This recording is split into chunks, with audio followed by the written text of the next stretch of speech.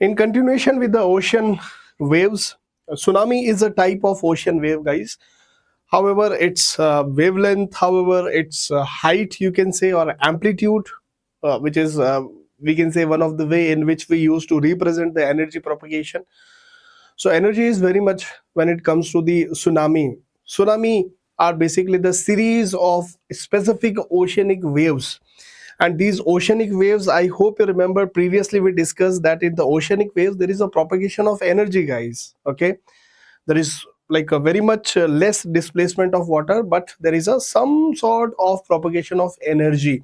There is a up and down kind of oscillation with respect to the surface water, but majorly we have a some sort of like a distribution of energy rather than the water. So here, I mean, previously we discussed that how there can be a upsurge or the raised level of water. So whenever you have an earthquake here in this condition, whenever you have a plate tectonics or plate tectonism, as a result of that, energy will be released in water, and this energy which is released in water, now this energy would resulted into upliftment, or you can say the upward motion of water. Okay, this is supposed to be the normal sea level. Okay, but because of the releasing of energy, there will be upward motion, and because of this upward motion, this water will going to recede, this water will going to recede. Okay, so that's how you will have a huge upward wave, and this upward wave here is what a kind of energy. So from this direction you will see the energy would going to propagate in any, or let's say in other areas as well. But when this water is approaching this particular coastline, guys, so what would happen, that now there is no water in the coastline, guys. Okay, so because of this, what would happen now, in order to rise for this water, there has been a downsurge of this particular water. So but here if you see, we have an upsurge because of the continuous compression of the energy which is coming from the behind a series of oceanic waves. So here there is a accumulation of this energy, and here there is no water. So because of that, these waves would have a steeper kind of, you can say, alignment when it comes to the coastline or coastal area. So whenever you have these steep kind of waves, they are tsunami. Now prior to the arrival of tsunami, if you are here for example, so you will observe one thing, that water will recede up to a great width. Water will recede means water will move towards the seaward up to a great width, guys. Okay, sometimes it could be 100, 200, 300 meter from the coastal region, water will going to recede towards the sea. Now this is what a beginning, this is what a indication that at somewhere there has been some sort of energy which has been released, and that release of energy could be because of the earthquake, that release of energy could be because of the erosion, that could be because of the volcanic eruption, and that could be because of the meteor, if that extra celestial body, or let's say if we have a foreign body on the earth's surface, so that may result it into some sort of a splash wave form of energy, and that form of energy would going to transmit through the water as well, same way in which waves used to appear. So these are the different waves in which tsunami could be appear. So here whenever we have an upsurge, so this water have to recede. Okay, suppose we have a water like this, guys. Okay, suppose we have a water like this. Okay, this is the normal level, and because here we have an energy, so this water will going to upsurge. So this water will going to upsurge when there will be a downsurge in this water. Let me show you with respect to this paper, guys. Okay, so suppose this is the water, and if we have a upsurge here, so what will happen, like here we will have upsurge, and that upsurge could be because of this downsurging of water. Okay, this is a normal, and when we have a upsurge, so this upsurge is because of the energy, and this because of this upsurge, what we can say that this water will going to recede back. So when you observe this thing over the coastal region, that water is receding, that is the indication that tsunami is about to appear. Tsunami may appear. Okay, if we have a, for example, less intense earthquake, so we may have a less intensity of tsunamis. I mean, steeper waves could be there. So when you see steeper waves, tall steeper waves, so that means that is a tsunami. Tsunami is the after event of earthquake. Tsunami is the after event of erosion, volcano, as well as the meteoroid if there is an impact. So when we talk about tsunami, so tsunami, this word is actually coming from the harbor waves, okay, and that was there in the Japan basically. So tsunami is a series of long wavelength ocean waves. The waves which we discussed in last session, we have a long wavelength, okay. The wavelength is somewhere roughly, you can say roughly about 600 kilometer. Yes, this is what the wavelength of tsunami, 400, 600. This is what the kilometer to which a one wave is there, one wave, okay. And there is a series of waves, there is a series of energy which is there, and these series of waves or these oceanic waves are generated by the sudden vertical displacement of seawater, and that sudden vertical displacement of seawater is because of the undersea earthquake, because of the volcanic eruption, because of the submarine landslide, and yes, because of the meteorite impact. Here you can see, guys, this is what the normal water level, okay. This is what the normal water level, and because of the uprising, here we have this kind of formation, then we have a uh, like this, okay. And ultimately here there is no water. So suppose water, if it is there, so that water has been receded, that's why it's appear like steeper. So if you are here in the coastal areas, it will look like steeper, okay. And here when this tsunami is about to hit this coastline areas, or let's say shoreline, so it will be called as shoaling effect, okay. It will be called as what? Shoaling effect, guys, okay. Shoaling effects. So when you see that water is receding, that is the indication that tsunami may appear. However, sometimes we often confused with respect to the tides as well, okay. So tide and with respect to these oceanic or tsunami waves, all of they look like same with respect to the water movement, but contrastingly they are different from each other. I hope you got a clarity with respect to the oceanic waves. So the magnified version of oceanic waves is tsunami, right? In oceanic waves, the energy propagation is there with respect to the energy which is there in the wind. Here we have a propagation of energy, and that propagation of energy is what is there in water, and that energy is coming from seismic energy, earthquake, landslide, okay. There might be a possibility that we may have an energy because of you can say volcanic eruption, and similarly we can have a shock waves generated by the meteor impact as well. As the result of that, energy is generating, okay. So whenever we have a plate tectonics, you will see tsunami could be there. So in Japan, or overall, you can say that whenever there is an earthquake, after the earthquake, or if specifically if that earthquake is taking place under the sea, and now I hope you have a clarity with respect to the pattern, with respect to the region, with respect to the zone at which you have a frequent occurrences, of earthquake. So similarly, you can say that there will be a frequent occurrences of tsunami waves, okay. So we have a proximity, we have a hazard zone with respect to the tsunami, that where they are likely to appear, specifically in sea. So you have a well developed pattern that just after the earthquake you may expect these waves, these oceanic waves or tsunami waves, you can say. So tsunami wave, if we talk about, so here, like if we talk about, so we have a velocity like this, okay, and it is just like that of waves, and here it is appear like what? Tall and steeper gradient is there.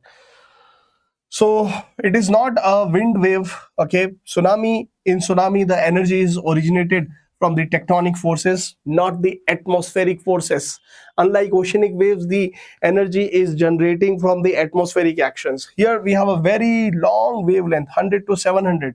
This is what a one wavelength, guys, okay. This is what the one wavelength from initial to last position, okay. So this is what the wavelength, and entire water column would going to move here, okay. Entire water column, not the top water only, because the wavelength is very much greater. So I hope you can relate. So wherever you have a depth of, for example, if you have a wavelength of 700 kilometer,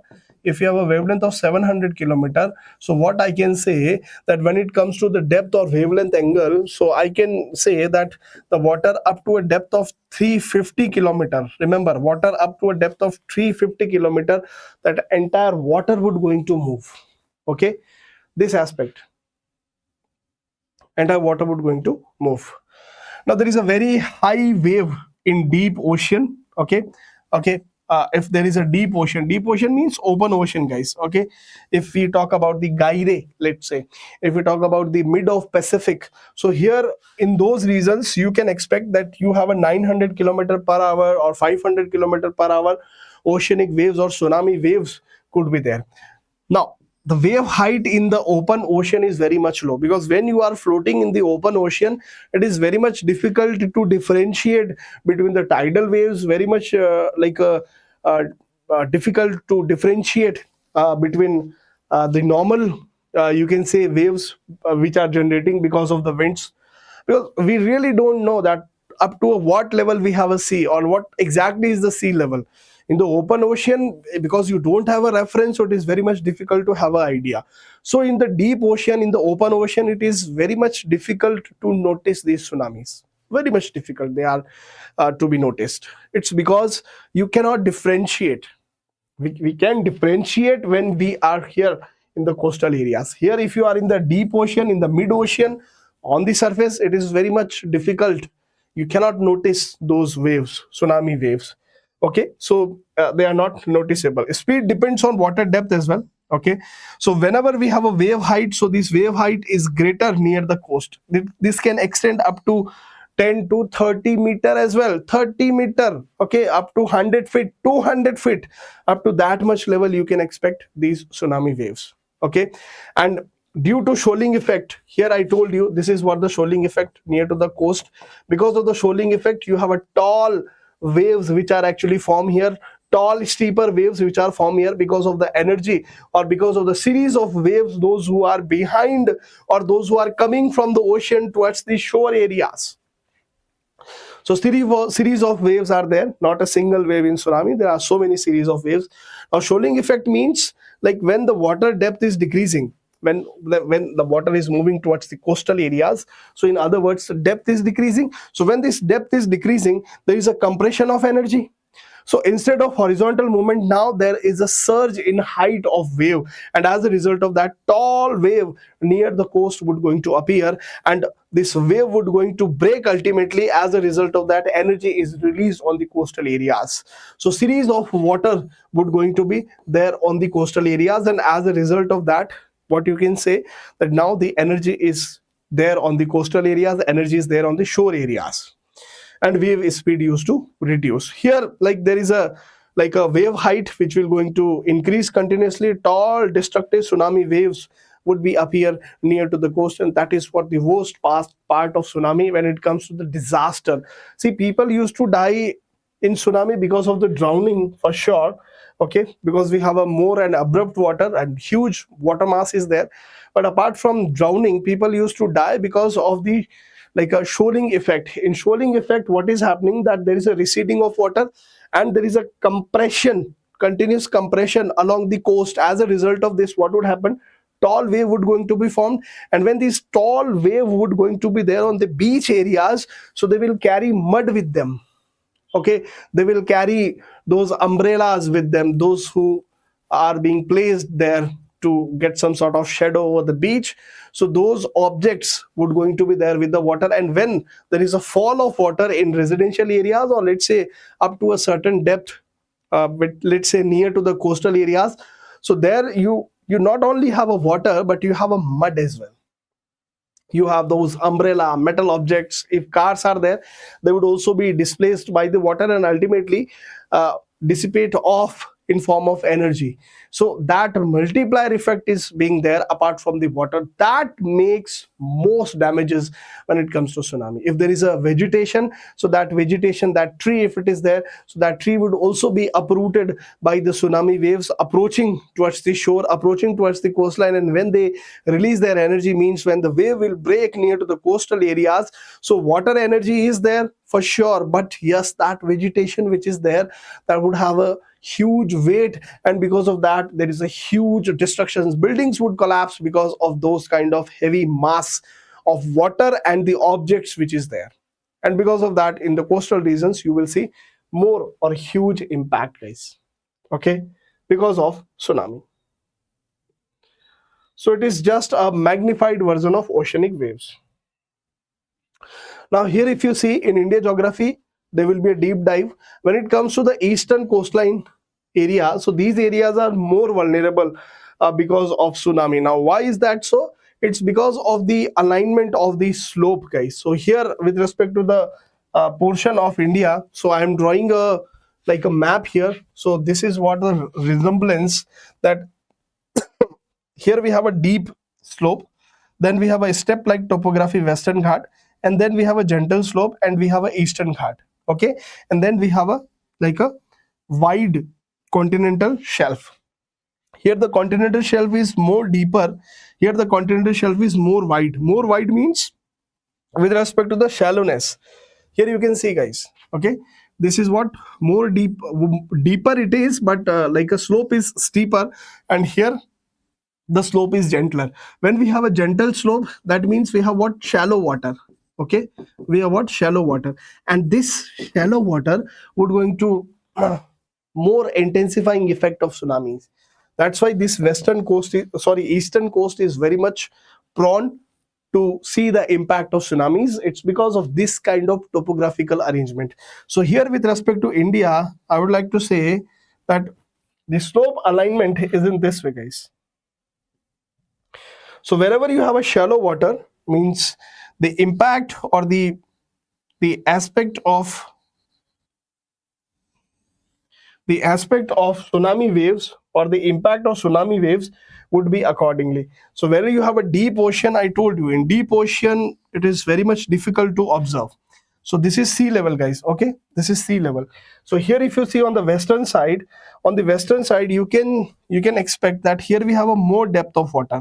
Okay, so here you have a more depth of water, and here you have a less depth of water. So whenever we have a more or less depth of water, so when you have a less depth of water, the shoaling effect is intensified. It's because you will expect that more tall waves would be formed because of the shallow water, because of the energy which is coming from the previous oceanic waves. So as a result of that, here you will expect more tall waves, and this is the region where you can expect these tall waves. So that region is more vulnerable. However, I'm not denying that the western coast is vulnerable. Yes, western coast is also vulnerable. Okay, but with respect to the comparative analysis, if we see, so here with respect to the eastern coast, it is more vulnerable as that of western coast. Okay, however, both coasts are vulnerable to tsunami. We are just comparing more or less. Okay, so this is what the more, okay, and this is what the less.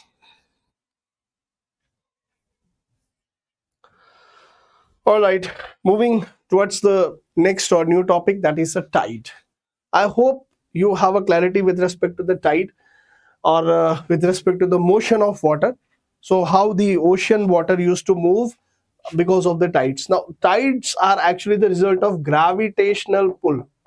Okay, they are the result of gravitational pull, and this gravitational pull is exerted by two bodies. First is sun, another is moon. And yes, with the action of earth, I mean the rotation axis or rotation action of earth, you will see that there is a some sort of surge in water, or you will see there is a some sort of downsurge in water. This upsurge and downsurge in water is being known as tide.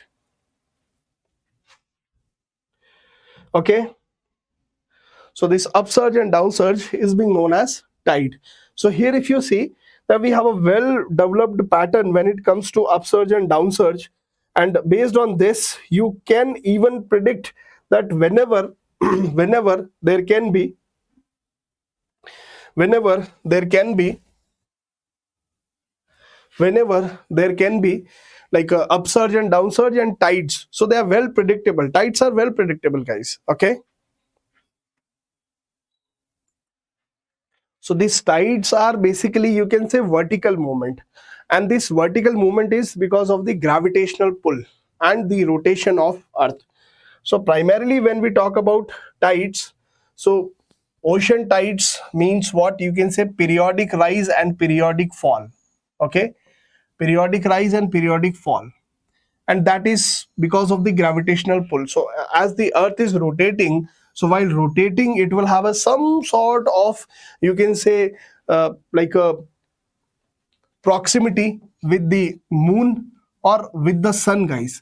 And because of the moon and sun, or the distance, you can say accordingly there will be a gravitational pull, and because of the gravitational pull, water surge or water down surge is likely. So moon, sun, and the combined action of earth rotation is responsible for the different kind of tides which we used to see, in terms of vertical motion, vertical movement of ocean water. So here we have a regular or recurring, predictable, frequent occurrence of tides.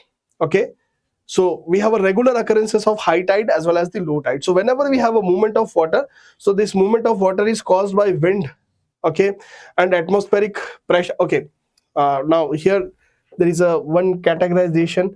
When I say surge, so the literal meaning of surge is what?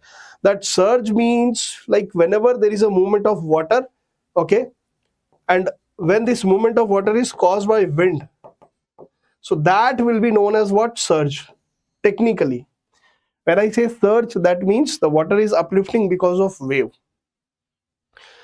So technically, if you see, so moon is near to the earth as compared to the sun. So moon is nearmost, so the gravitational pull of moon is phenomenal or significantly greater as that of sun. So gravitational pull of moon is greater, that's why like moon is exerting some sort of influence, gravitational pull on water, and as a result of that we have a tides. Okay, we have what? Tides. So gravitational pull, centrifugal force, and tidal bulges are there on our earth's surface. So see how it is supposed to be there. So we have a earth, okay, and then we have a water which is in this way, and it's because of the moon, guys. What would happen? That the bulge of water would be there. It's because of the gravity, or it's because of the gravitational pull of moon. This portion of water would going to rise, and this is what we are referring as bulge of water. Okay, in response to this bulge, what would happen, or in order to maintain a balance, what we can say that similarly here with respect to the earth's, I mean the opposite portion to which there has been a rising of, or there has been a bulge of water because of the gravitational pull of moon. Similarly, because of the earth moon system, or because of the center of mass of earth as well as the moon system, there will be some sort of centrifugal force, and as a result of centrifugal force, this centrifugal force will going to nullify, or the centrifugal force will going to balance this gravitational pull of moon. Okay, so this gravitational pull of moon is balanced by the centrifugal force, and in order to balance this, you will see that you have a two surge. Here you have two surge. We have a one surge because of the gravitational pull of moon, and in balance to that we have a in balance to that bulge which is because of the moon, we have a one more bulge exactly on the opposite side, and that is what you can say centrifugal force. So centrifugal force is balancing the moon bulge which is there on the earth surface. Bulge caused by the gravitational pull of moon which is on the earth's surface. So this moon which is exerting, or let's say led to the rise in water level, or let's say bulge which is there, tidal bulge which is there, so that bulge will be cancelled out by the centrifugal force. This is how the inertia of earth used to operate. So technically what you can say that at the same time, whenever you have a whenever you have a rise in water, okay, ultimately oppositely, like we have a centrifugal force. So here let's say we have a here let's say we have a gravitational pull of moon. So similarly in the opposite direction you have a centrifugal force, and as a result of that this bulge will be there. As a result of this, what you can expect that here you will have a high tide, similarly here you have a low tide. Means water level is reduced is because of that same oceanic kind of waves scenario, like when the water is rising here, so that water which is here, that water will going to less, here the water level will be less because here the water is rising. Okay, it is just that of receding water which I used. So here we have a downsurge, here we have a upsurge. Okay, technically like that is not a right word, but I'm using for a better sense of clarity. All right. Now, when we talk about these ocean tides, sorry. So these ocean tides are the result of gravitational pull of moon, which is a primary force. And I told you that here you can see that we're going to pull the ocean water towards it, create a tidal bulge near the side on, or let's say near on this particular side. And when we talk about the other side, so here we have an inertia, or you can say centrifugal force. As a result of this would going to push water outward on the opposite side, and here we have a upsurge, or here we have a tidal bulge exactly on the opposite phase of moon, or let's say where the moon is causing tidal bulge. So gravitational pull of sun is also there. Yes, gravitational pull of sun is also there, but that pull of sun is secondary. It is not primarily, it is secondary. That would going to modify the height of tides, yes, for sure, and it would also lead to the strengthening of weaker, or let's say lunar effects. That is also there. I'll tell you that how it would result into the neap tide, guys. And whenever the earth used to rotate, so like every place which is there on the earth, suppose we have an alignment of moon with respect to the earth on this place, and if there is a rotation, so similarly after some time the moon would be here, moon would be here, moon would be here. So similarly, because earth is rotating in this way, so you can predict that at what point you can expect this high tide or low tide sequentially. Okay, so places on earth pass through tidal bulges causes regular high and low tide, means when they are in the vicinity of moon, or let's say gravitational pull of moon, accordingly there will be a tidal rise, accordingly there will be a surge in water. Here you can see different types of tides. Okay, different types of tides. Now let me uh, first start this animation. So here you can see, guys, in this particular scenario we have a spring tide, here we have a neap tide. Okay, we have a neap tide scenario here. If moon, sun and earth, sorry, if moon, earth and sun okay, sometimes tongue slip occurs, I hope you would ignore it. So earth, moon and sun, when they are in the same line, when they are in the same plane, as a result of that, the tide which used to appear or which used to occur will be known as spring tide. And if we have some sort of, you can say, 90-degree position with respect to moon, earth and sun, so whenever we have this 90-degree position, as a result of that, the tide used to appear, and that tide is being known as neap tide. Okay, so if you ask me that whenever or whatever, like wherever we could have a most high tide, or like in that way, so suppose we have a for example, you could have a new moon, you could have a full moon. So during the full moon you will have a rise of water, and like a centrifugal force will be there, and the centrifugal force will going to counterbalance it. So similarly, if you see, for example, here in this image you can see that if we have a, for example, a spring tide, so some sort of tidal bulge will be there because of moon, some sort of tidal bulge will be there because of sun. All right, so during that point of time you will see highest tide basically. So when, okay, whenever we have a spring tide means like here you can expect a tide because of the sun, gravitational pull of sun. Then here you can expect this kind of tide because of the moon. Okay, and yes, because of the rotational aspect of earth. So here you can see high tide, then low tide, then medium tide, then low tide, then high tide, then medium tide, then low tide. Okay, so this is how we have a sequence in which here you can see, guys, tidal bulge from sun because of the sun's position, tidal bulge from moon because of the moon's position, and with respect to the phase of moon, like opposite to that, there will be a centrifugal force. Whenever we have a sun opposite to the sun direction, we will have a centrifugal force. So that's why you are seeing on the both side of earth you have a tidal bulge. It's because of the balance between these two set of forces. And here you will see we have a total bulge when it comes to the sun as well as moon. I hope you have a clarity with respect to this color coded animation. I'm running it back.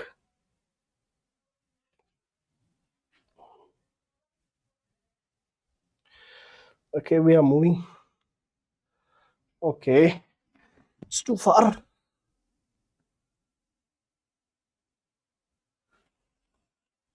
Okay. So here you can see, guys,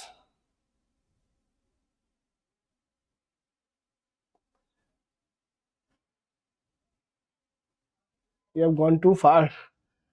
Anyways, okay. So here I'm playing this animation again. So focus. So here you can say, for example, that we have a 90-degree alignment. Okay, then we have a same plane. So we have a spring tide in that uppermost animation, guys. Okay, and here you can see the static position with respect to the bulges. So when we talk about these specific tides which are here, so because of the configuration of sun, earth and moon, you will expect the tidal bulge, or you will expect the downsurge or the less low tide similarly. So spring tide would be there whenever sun, moon and earth would be in the straight line, guys. Okay, and that will be the condition which can be referred here, for example. So when the sun, moon and earth is in the straight line, and that scenario is there during the new moon and during the full moon. So during that new moon and full moon conditions, we have a alignment in this way, and as a result of that, you will see we have a more kind of, you can say, tidal rise or spring tide it is. Here you will see that we have a maximum tidal range. During the neap tide, we have this kind of scenario, means we have a sun here, we have a earth here, we have a moon here. So both have a some sort of right angle, and this is how we have a minimum tidal angle. Now, when we talk about the occurrences, that when they used to occur, so we have a semi-diurnal tide. Semi-diurnal, diurnal means daily. Okay, so you can expect two high tide and two low tide. Okay, so you can expect what? Two high tide and two low tide, and that is what based on some sort of particular day, because earth is rotating. Then you have a diurnal tide. Diurnal tide means whenever you have a one high tide and one low tide per day. And sometimes you have a mixed tide, means you can have a two unequal high tide, and you can have a one low tide. Sometimes the occurrences are inspired by these events, yes, because of the gravitational pull, but sometimes it is the alignment or it is the configuration of coastline as well. And because of the alignment or because of the appearance of coastline, you may expect that the tide which used to appear could be different. Okay, tides could have a more surge when we talk about the funnel coastline. Okay, means if you have a coastline like this, okay, so if the water is moving like this, for example, okay, so because you have a let's say less depth and you have a funnel type of topography, so here you can expect the normal then high tide condition. Okay, normal then high tide condition could be there, that water could go up to a certain height, specifically with the bulge, so that could be there. Okay,